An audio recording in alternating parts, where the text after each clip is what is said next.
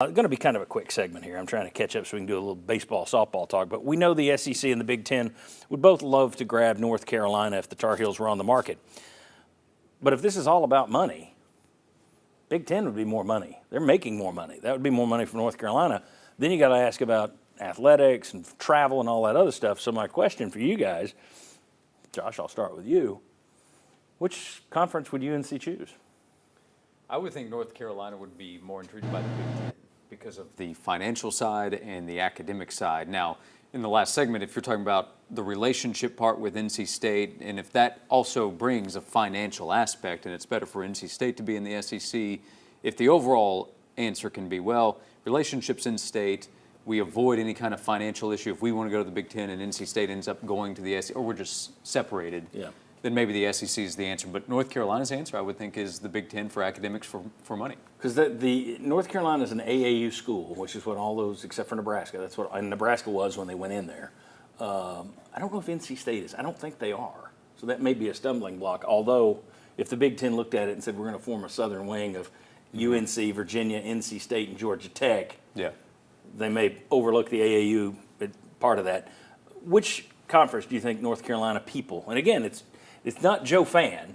It's chancellors and presidents and board members. Yeah, I think I'm like Josh. I might lean slightly toward the Big Ten. I think North Carolina might be one of those schools, much less like Clemson and Florida State. I think they want to be in the SEC.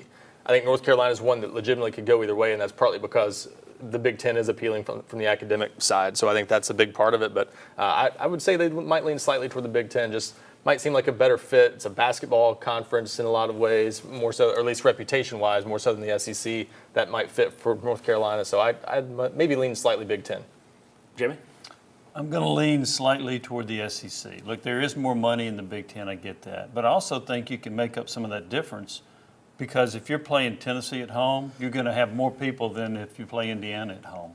You can sell more tickets at home for football games than you would by playing some of these nondescript Big Ten teams. It may not be cheap to take your athletes to Austin, Texas, but it's cheaper than taking them to Eugene, Oregon. Yes. And so from that standpoint, I think you mitigate some of the money from the Big Ten.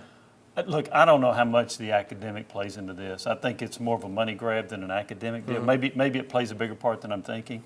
But I do think you can make up some of that money in less travel and also by having more compelling games within your conference that would attract fans to your venues. The thing that tells me it's all about the money is the fact that founding ACC member Maryland is now in the Big Ten, that they jumped.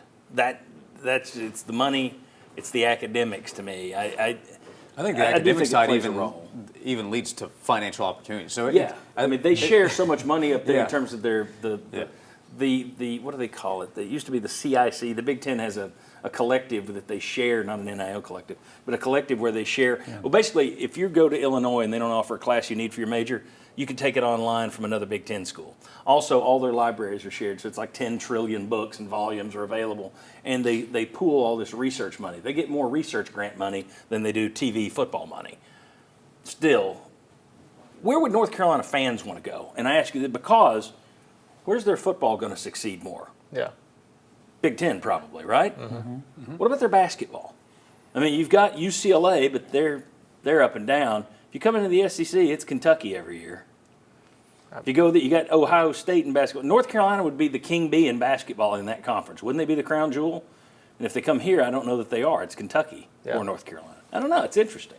Where do you think the fans would want to go? Where they can win in the Big Ten or where they can fight it out in the South? If you care about football, I think they'd be more worried about the meat grinder in the SEC as opposed to worried about Big Ten basketball or something. So I think they would see the better competitive path being the Big Ten.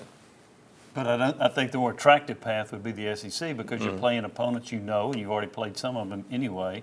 So I think that would trump the fact that you would maybe win more games in the Big Ten. Yeah, I think I lean SEC because even on the basketball side of Kentucky's the top dog, well, they're used to the North Carolina-Duke battle for who's at the top. So I don't think that would scare off North Carolina fans. I think SEC. I also wonder with that academic thing, clearly that the presidents of the Big Ten are big into that. They believe in that. That is what they want to hang their hats on. We are the academic conference. Would they be more willing to create a southern wing that would include a Virginia, Or Duke. There's talk that the SEC would love to get Virginia. I think they'd just come in and be Vanderbilt, but especially football. But would they create a pathway to more of their longtime rivals going to the Big Ten than the SEC would? I don't know that the SEC would be a home for Duke, or that Duke would want to be in the SEC.